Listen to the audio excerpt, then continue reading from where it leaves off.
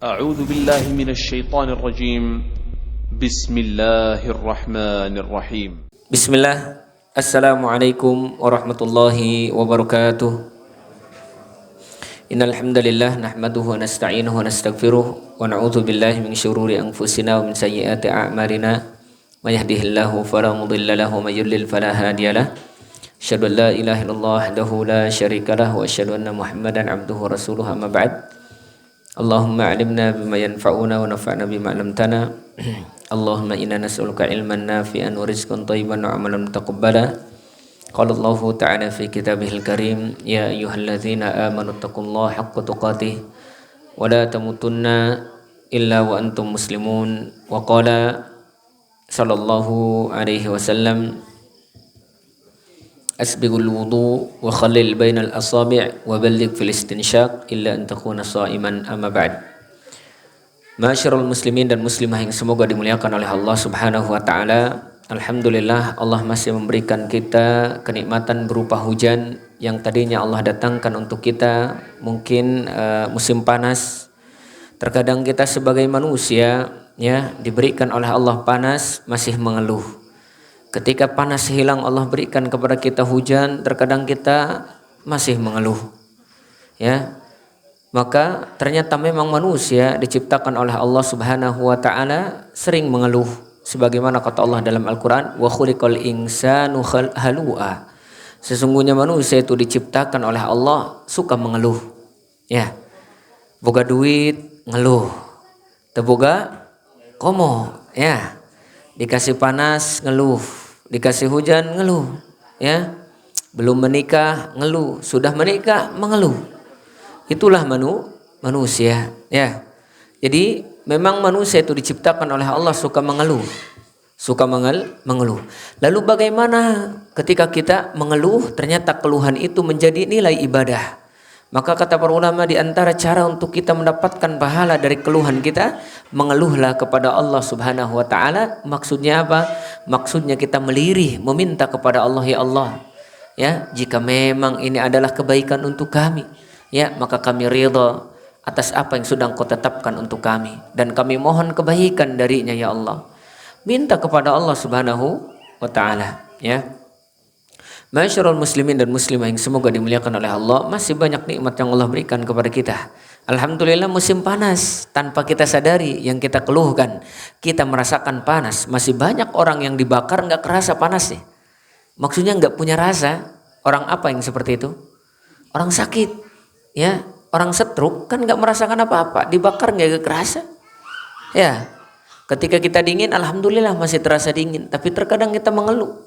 Orang yang sakit nggak bisa merasakan dingin, ya. Maka kita diberikan nikmat oleh Allah, ketika panas diberikan nikmat, ketika hujan diberikan nikmat. Kemudian kita bersolat kepada Nabi kita, Nabi Muhammad sallallahu alaihi wasallam, seorang nabi dan rasul yang diutus oleh Allah dalam kehidupan kita.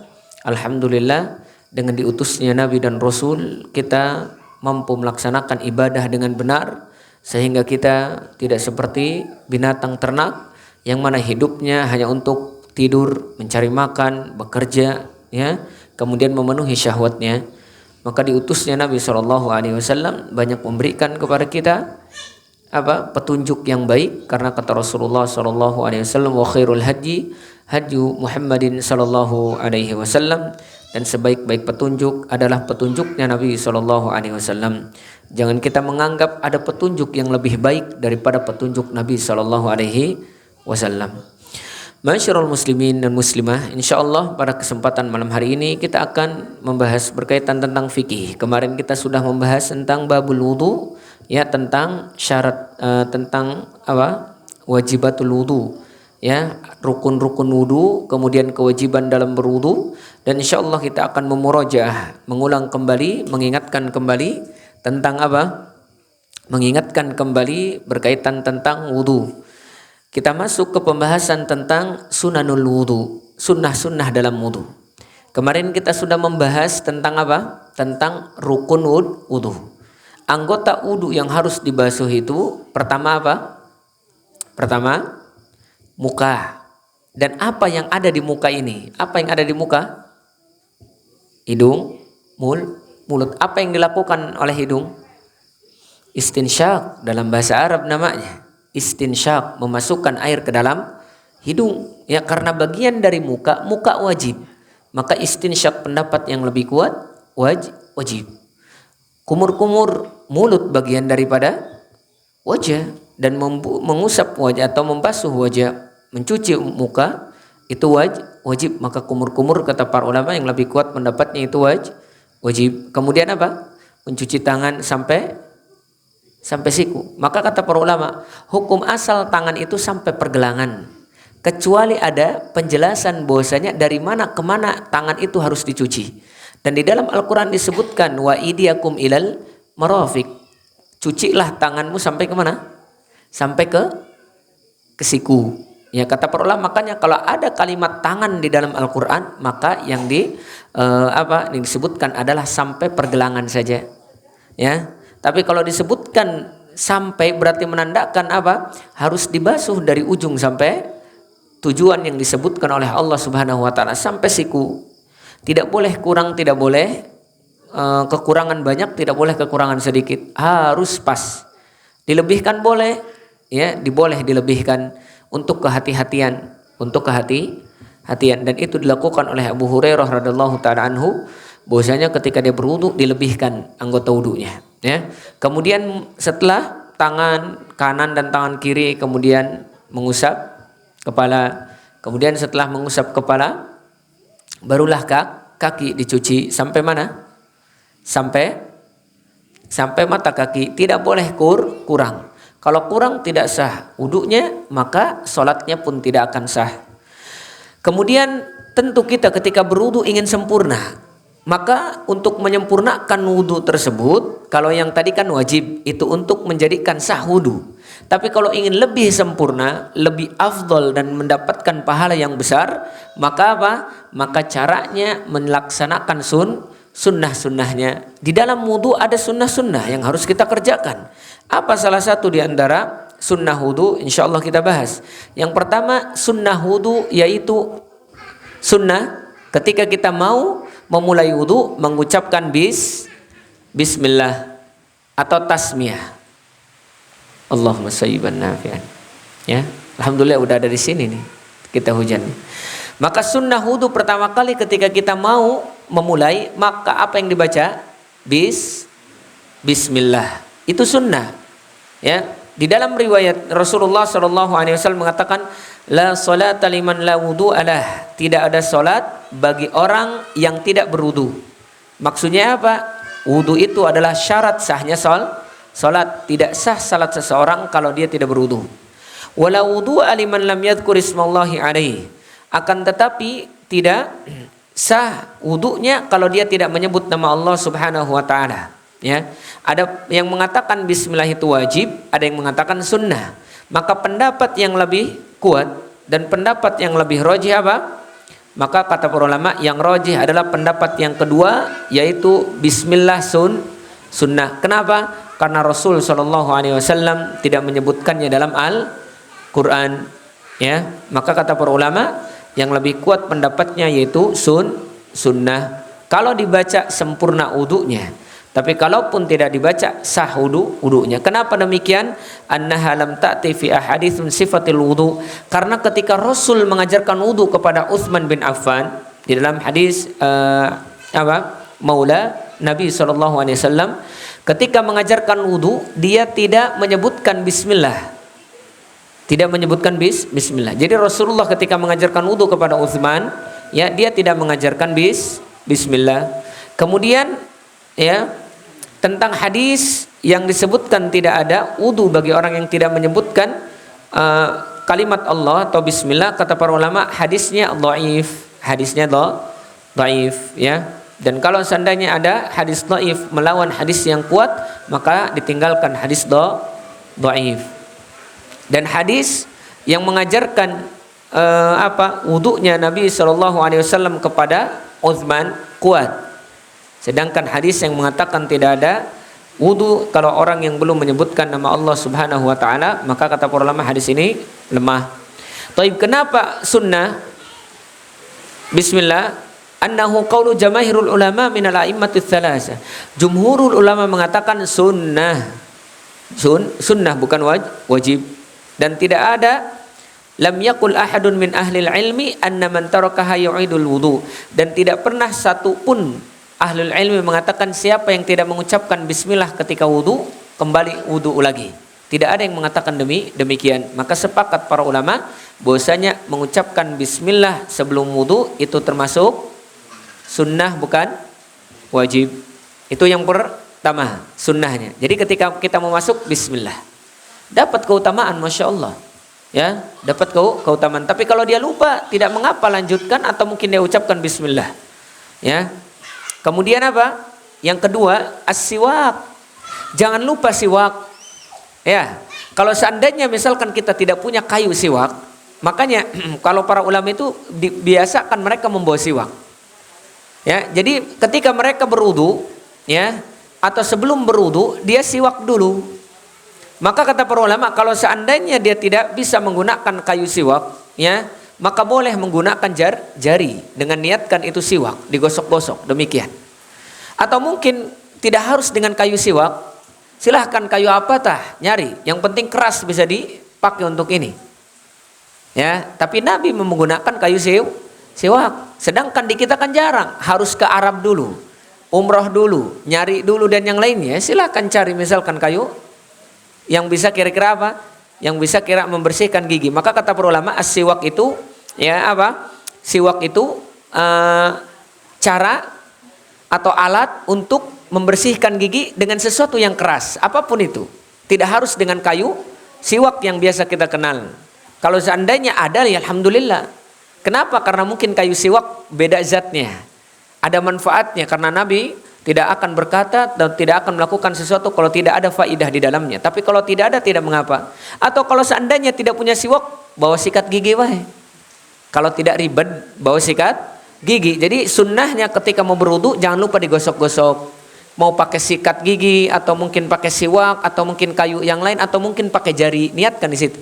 Atau ketika kumur-kumur, apa dalilnya? Kata Rasulullah sallallahu alaihi wasallam dalam hadis Abu Hurairah, Rasulullah sallallahu alaihi wasallam bersabda, "Laula an asyqa ala ummati la amartuhu bisiwak ma'a kulli wudu."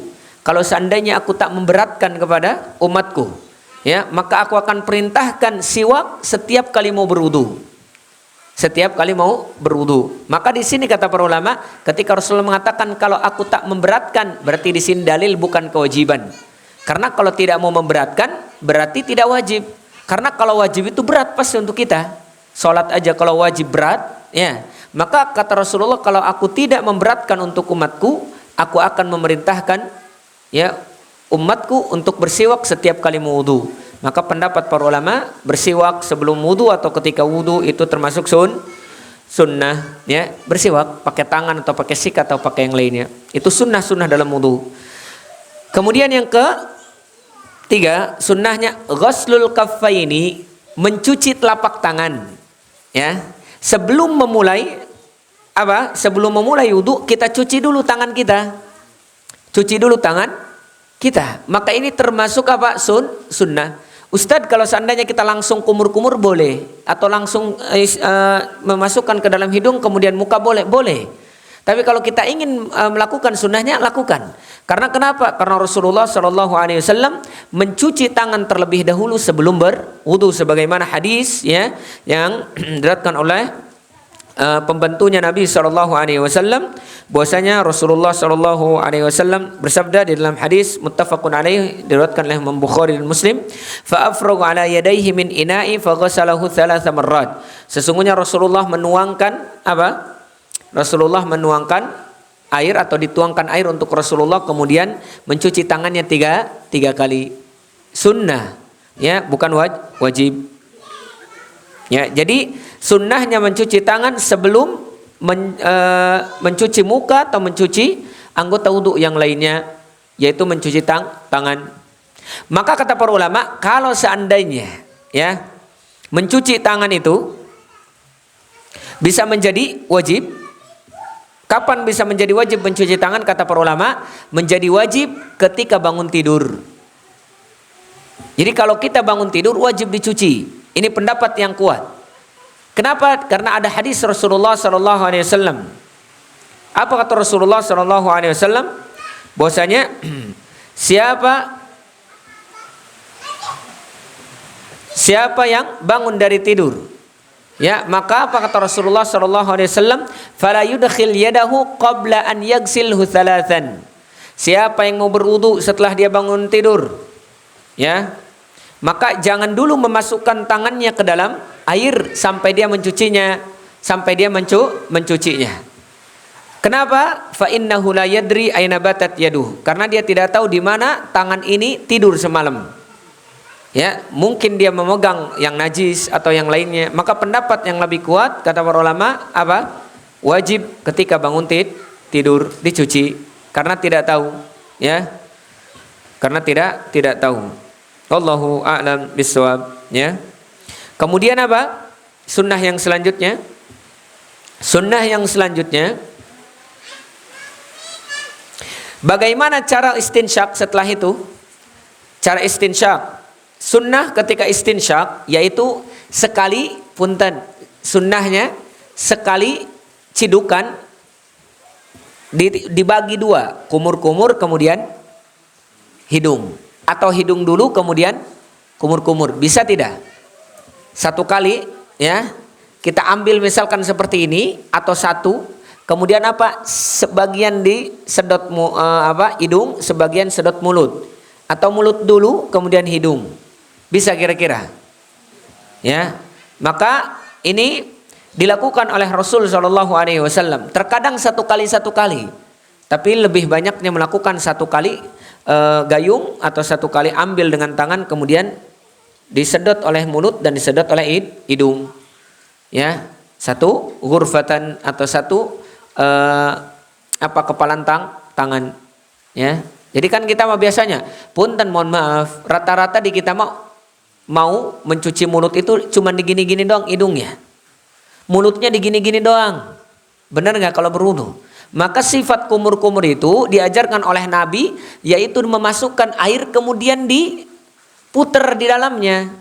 Jadi bukan hanya ditoel gini, hidung dia cuman gini doang, enggak. Masukkan air benar-benar.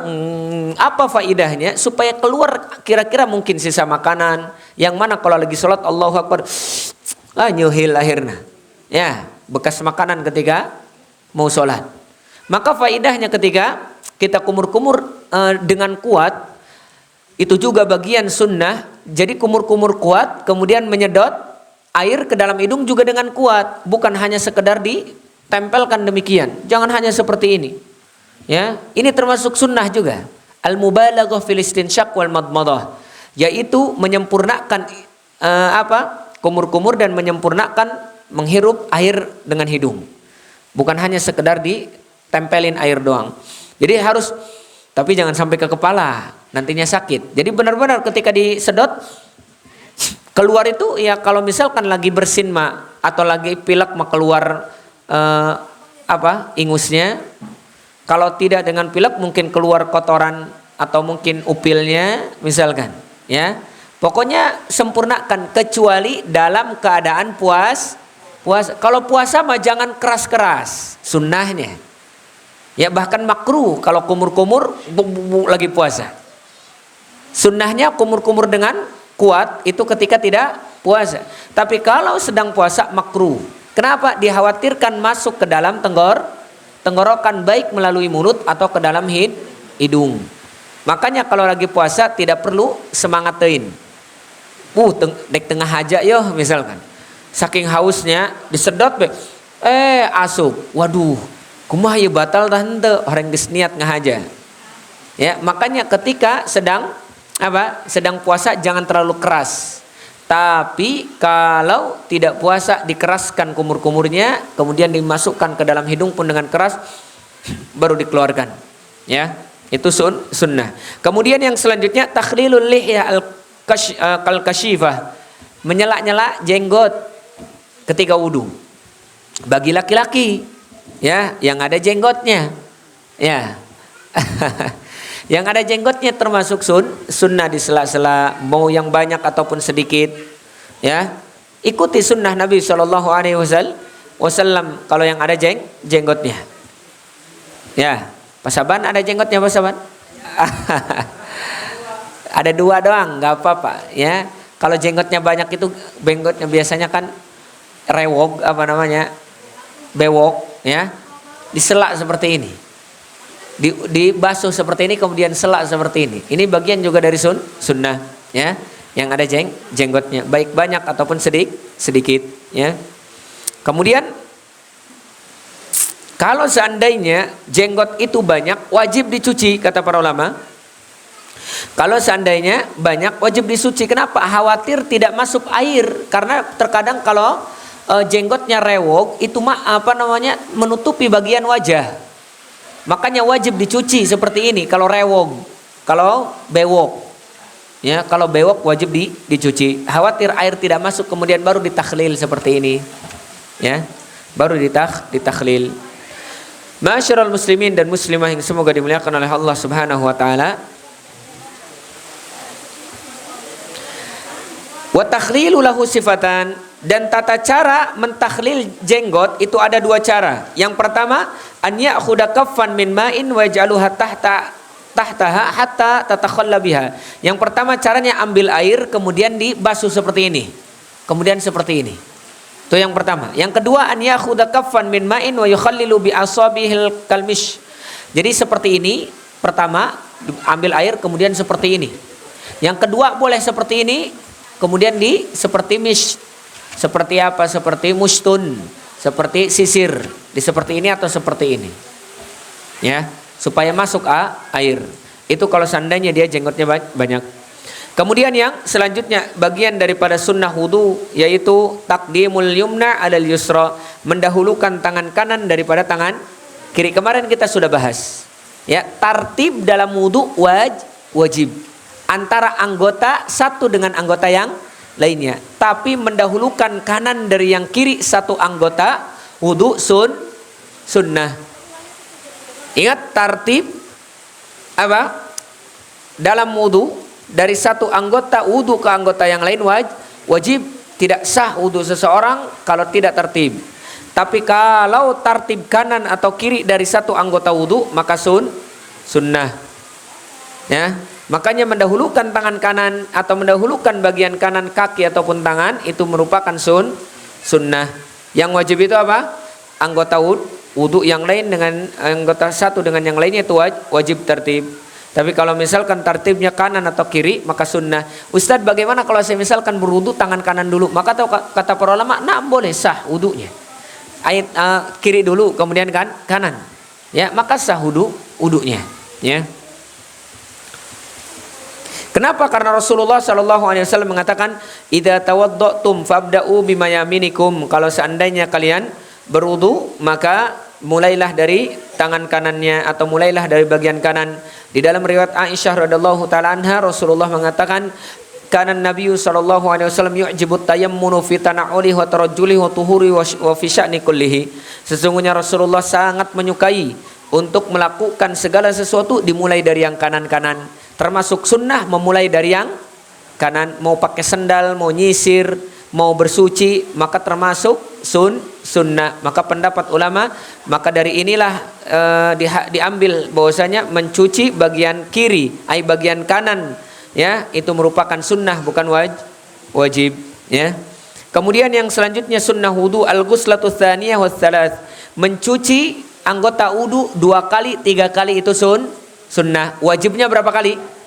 Wajibnya 1 kali. Jadi kalau seandainya dia mencuci anggota wudu hanya 1 kali dan sempurna sudah, kemudian semuanya tercuci oleh anggota wudu, maka jaiz, sudah boleh wudunya, sah wudunya. Tapi kalau misalkan dia melakukan 2 kali, 3 kali, maka itu sunnah. Lebih daripada 3 kali makruh. Ya. Karena Rasulullah SAW terkadang berwudu apa? Di dalam hadis Ibnu Abbas radhiyallahu taala anhu, anna Nabiya SAW tawaddu'a marratan. Rasulullah terkadang berwudu 1 kali. Kemudian di dalam riwayat yang lain, fadalla ala anna al-ghusl tsaniyah wa tsalasa sunnah. Kata para ulama bahwasanya ini dalil bahwasanya mencuci 2 kali, 3 kali sunnah. Karena Rasulullah terkadang berwudu 1 kali.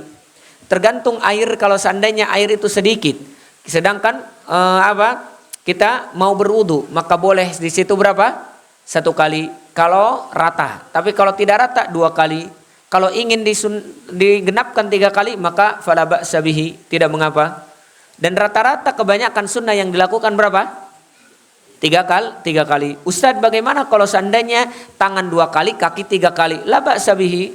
Selama itu sunnah, berapapun itu anggota wudu, mau muka 2 kali, tangan 3 kali, kaki 2 kali, silahkan. Kenapa? Karena sunnah bukan wajib. Yang penting apa? Yang penting seluruh anggota wudu terbasuh oleh air. Ya. Kemarin mungkin sudah kita beritahu tata cara berwudu ya. Sudah kita praktekkan kan tata cara berwudu kalau enggak salah. Kemudian di dalam hadis Abdullah bin Zubair, Rasulullah mengatakan, anna Nabiy sallallahu alaihi wasallam tawaddaa marratain. Rasulullah ketika berwudu 2 kali. Kemudian di dalam riwayat yang lain Rasulullah sallallahu alaihi wasallam mencuci tangannya 3 kali. Mencuci mukanya 3 kali.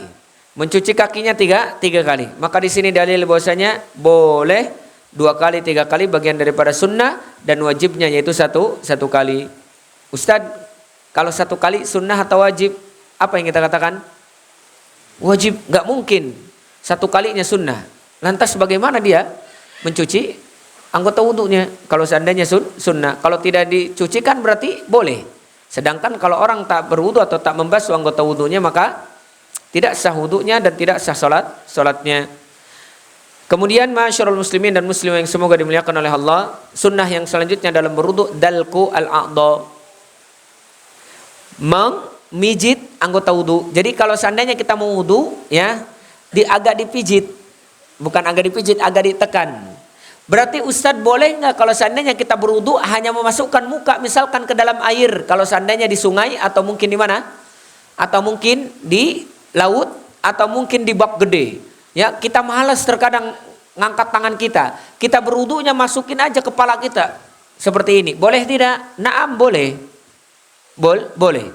Kemudian memasukkan tangan kita ke dalam air, dicolomkan doang misalkan, baik di sungai, di laut atau di kolam besar. Seperti ini boleh tidak? Naam, boleh. Tapi sunnahnya di apa? Tadlik atau dipijit.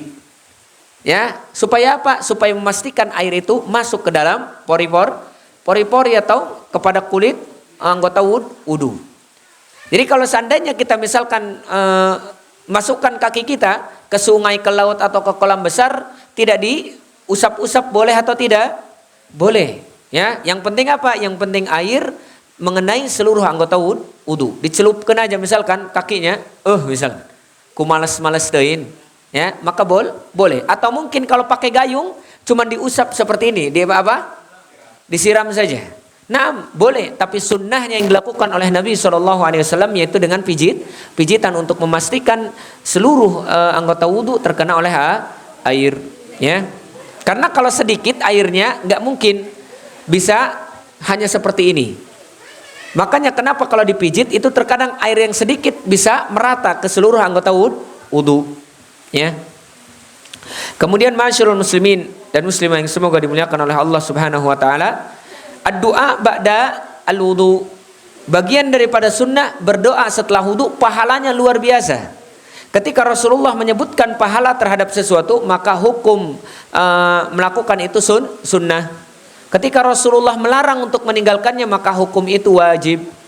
Sedangkan Rasulullah menyebutkan pahala bagi orang yang mengucapkan doa setelah wudu.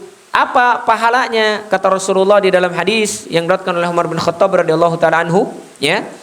Yang diriwayatkan oleh Imam Muslim rahimahullahu taala, beliau mengatakan Rasulullah sallallahu alaihi wasallam bersabda, "Ma minkum min ahadin yatawadda fayusbighul wudu." Siapa salah seorang di antara kalian berwudu kemudian menyempurnakan wudu tersebut, tsumma yaqul, setelah menyempurnakan wudunya sampai kakinya, dia mengatakan asyhadu alla ilaha illallah wahdahu la syarikalah wa asyhadu anna Muhammadan abduhu wa rasuluh. Sampai situ hadisnya.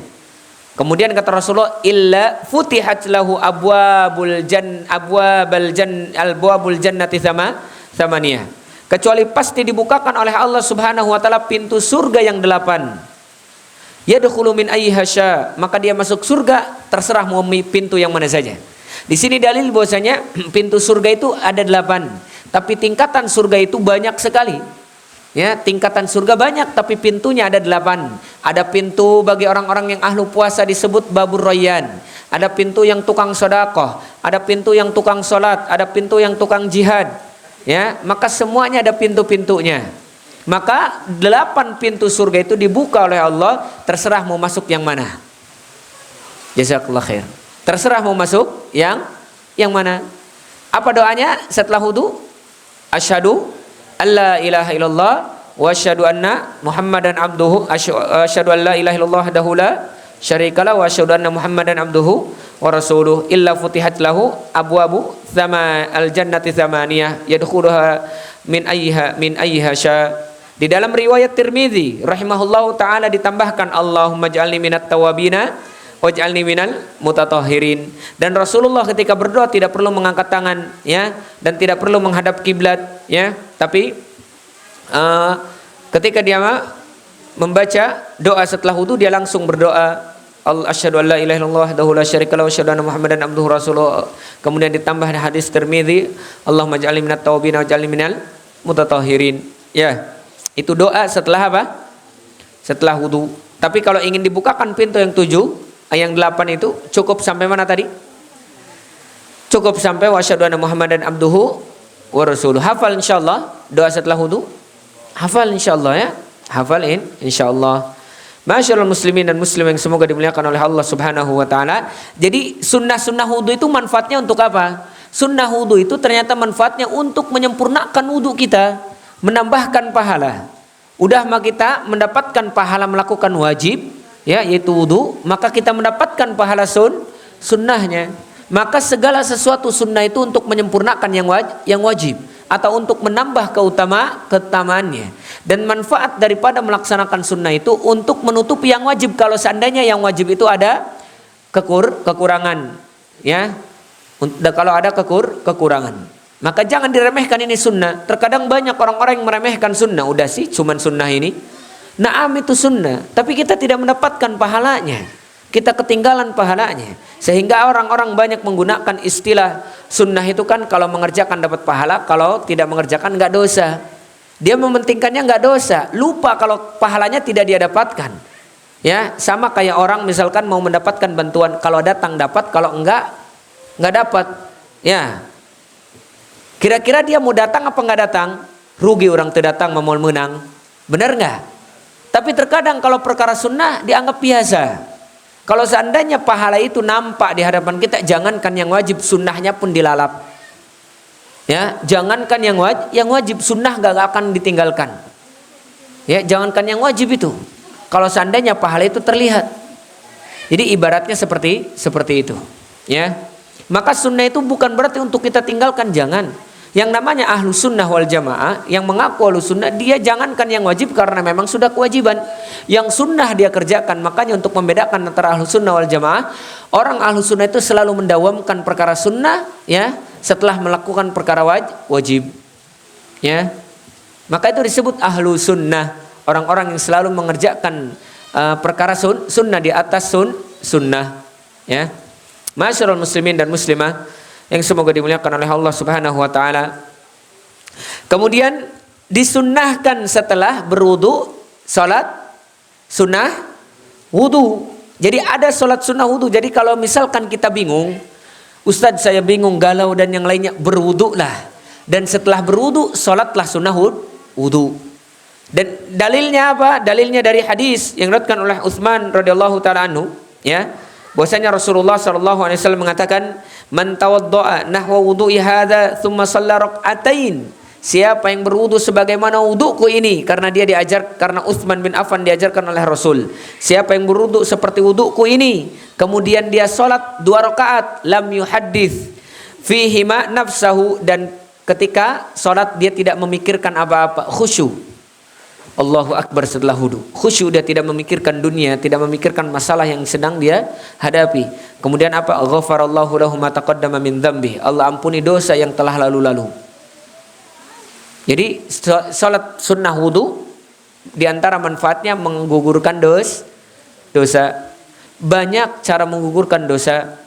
Terkadang kita putus asa, orang majal maloba dosa, ya doa ge mau didenge rata-rata. Doa saya nggak bakal didengar, mau ibadah pun malu. Padahal Allah Maha mengampuni dosa. Banyak amalan-amalan yang mungkin ringan, tapi ternyata bisa menghapuskan seluruh dosa. Kata para ulama kecuali dosa besar, ya kecuali dosa besar. Dosa-dosa kecil diampuni oleh Allah Subhanahu wa ta'ala, ya. Masyarul muslimin dan muslimah yang semoga dimuliakan oleh Allah. Dan di dalam hadis Bilal radhiyallahu taala anhu juga Rasulullah pernah mengatakan, ya Bilal, wahai Bilal, akhbirni ma bi arja amalin amiltahu fil Islam. Beritahu aku amalan apa yang sangat engkau kerjakan, yang tidak pernah engkau tinggalkan dalam Islam, sehingga aku mendengar terompah sendalmu di surga. Ya, apa yang menyebabkanmu dimasukkan oleh Allah ke dalam surga, ya Bilal? Kemudian Bilal mengatakan, ya Rasulullah, tidak ada amalan yang aku berharap dengannya untuk mendapatkan pahala atau balasan dari Allah kecuali tidaklah aku bersuci, dan setelah aku bersuci aku melaksanakan salat 2 rakaat. Maka di sini kata ulama disunnahkan setelah berwudu 2 rakaat wudu. Kalau seandainya kita bingung habis wudu mau ngapain, misalkan salat 2 rakaat, ya salat 2 rakaat. Kemudian dianjurkan juga melebihkan anggota wudu. Jadi kalau tangan sampai sikut lebihkan sedikit. Salah satu di antara faedahnya khawatir nanti ada yang tidak terkena. Dan yang kedua faedahnya itu apa, kata Rasulullah SAW dalam sebuah hadis, ya yang diriwayatkan oleh Abu Hurairah radhiyallahu taala anhu, inna ummati ya'tuna yaumal qiyamah ghurran muhajjalina min atharil wudu. Sesungguhnya umatku dibangkitkan nanti pada hari kiamat itu nampak cahaya dari bekas wudunya. Kemudian Abu Hurairah mengatakan, faman istata'a an yutila ghurratahu falyaf'al. Siapa yang bisa melebihkan, kata Abu Hurairah, yang melebihkan anggota wudunya maka lebihkan. Karena nanti akan lebih juga katanya cahayanya. Ini ijtihadnya Abu Hurairah radhiyallahu taala anhu. Ya, maka kata para ulama ketika tidak ada yang menyelisihi pendapatnya sahabat, tidak diselihi oleh sahabat yang lain, maka boleh menjadi hujjah pendapatnya sahabat, ya. Masyarul muslimin yang semoga dimuliakan oleh Allah Subhanahu wa taala. Taib, kemudian ma yustahabbu lahul wudu, apa yang dianjurkan untuk atau ibadah yang dianjurkan untuk kita berwudu sebelumnya. Jadi kalau kita mau melakukan ibadah, apa saja sih ibadah yang dianjurkan berwudu? Itu ada ibadah-ibadah yang dianjurkan berwudu. Apa yang pertama? Inda zikrillah. Ketika kita mau berzikir kepada Allah disunnahkan berwudu, tapi tidak wajib. Tidak wajib, ya. Apa maksudnya disunnahkan menyebutkan nama Allah? Salah satu di antara membaca Al-Quran, karena baca Al-Quran bagian daripada zikir, sebagaimana hadis Rasulullah SAW, afdalu zikir qiraatul Quran. Sebaik-baik zikir membaca Al-Quran. Maka orang yang tidak punya wudu boleh membaca Al-Quran, akan tetapi ya disunnahkan dia berwudu. Beda dengan antara nanti memegang mushaf, karena ada hukum bagaimana memegang mushaf, sunnah apa wajib. Pendapat yang lebih kuat bahwasanya memegang mushaf dalam keadaan tidak suci, ya maka tidak dianjurkan.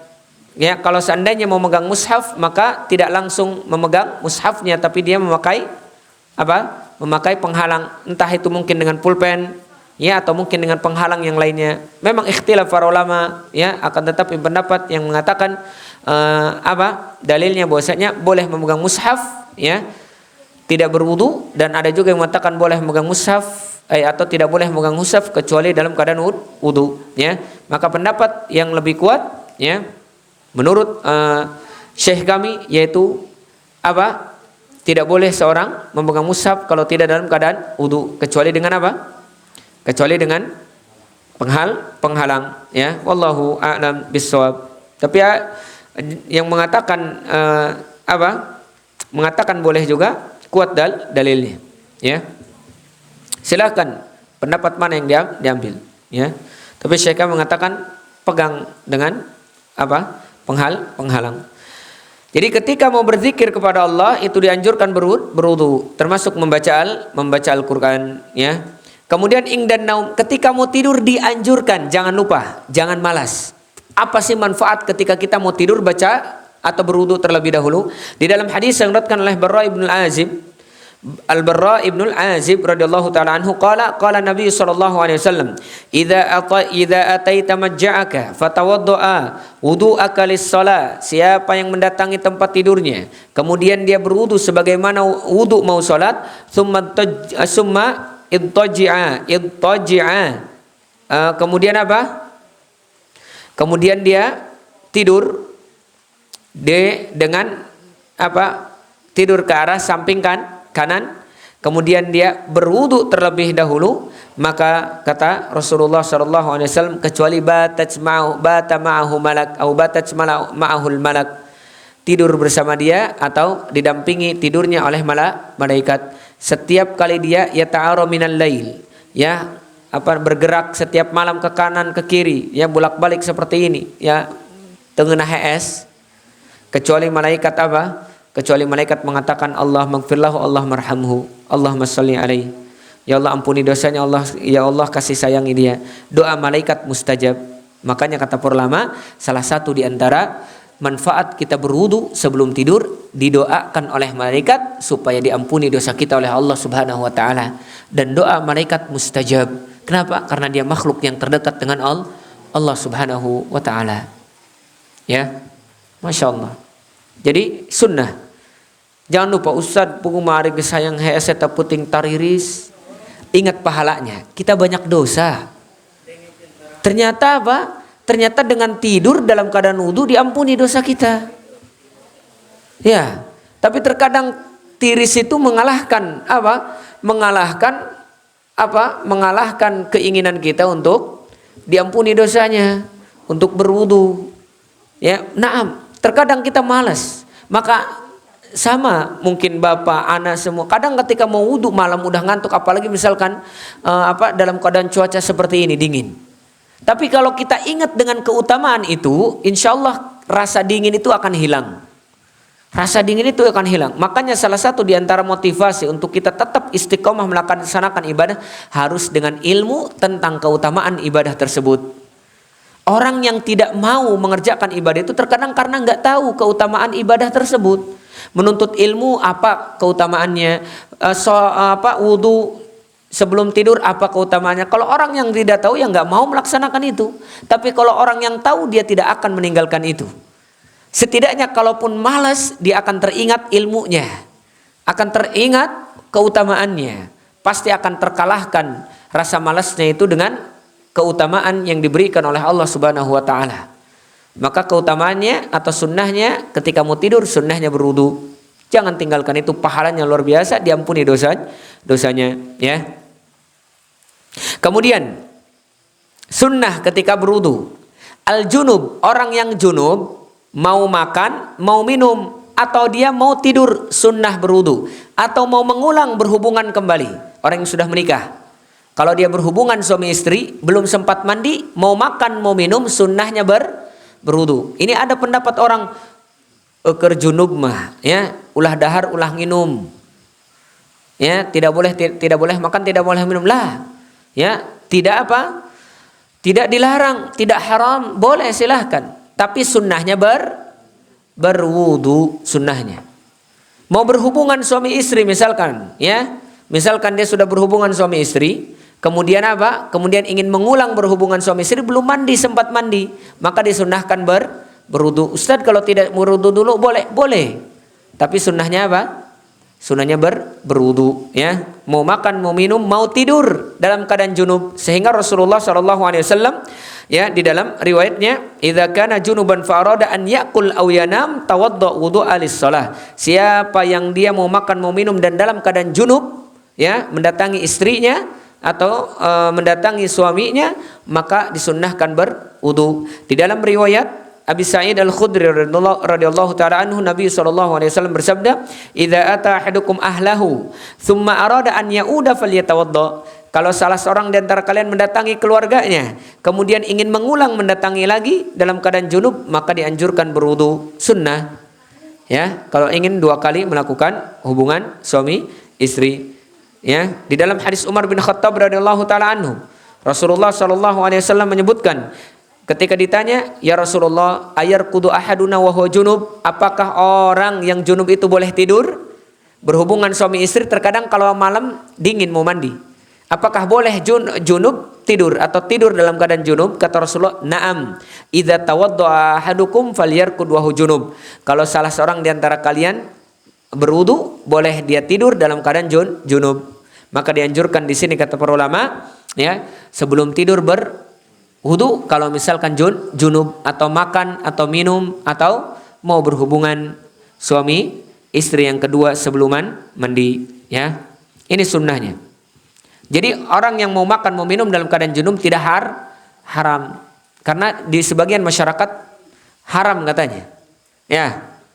Ulah dahar ulah minum ari can mandi gede mah. Karunya lapar. Ya. Karunya lapar, haranga. Kemudian yang keempat, wudu sebelum mandi. Wudu sebelum mandi. Sebelum mandi besar maksudnya. Itu disunahkan berwudu. Jadi kalau misalkan kita mau mandi besar, disunahkan berwudu terlebih dahulu. Ya. Jadi enggak langsung jebur-jebur, enggak. Ya, keutamanya berwudu terlebih dahulu. Sebagaimana yang diajarkan oleh hadis Aisyah radhiyallahu taala anha, Rasulullah mengatakan, ya, atau Aisyah radhiyallahu taala mengatakan, kana Rasulullah sallallahu alaihi wasallam idza iktasala minal janabah yabda'u fayaghsilu yadayhi. Rasulullah kalau dia mandi junub, sebelum mandi junub cuci tangannya dulu, kemudian apa? Kemudian tangan kanan dibasuh dengan tangan kiri dibasuh oleh tangan kanan, kemudian mencuci kemaluannya, kemudian berwudu sebagaimana mau salat.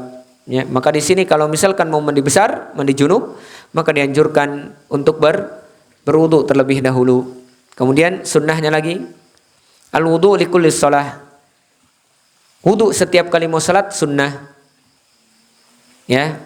Ustadz, apa maksudnya? Contoh, kita wudu untuk salat Isya, ya. Boleh tidak dengan wudunya salat kita mau wudu untuk salat maghrib? Ya, kemudian setelah salat maghrib boleh tidak wudunya salat untuk salat maghrib kita pakai untuk salat Isya? Boleh tidak? Boleh tidak? Boleh, ya. Boleh, ya, kalau tidak batal. Tapi disunnahkan setiap kali salat berwudu. Disunnahkan setiap kali salat berwudu, ya. Disunnahkan. Kemudian yang terakhir,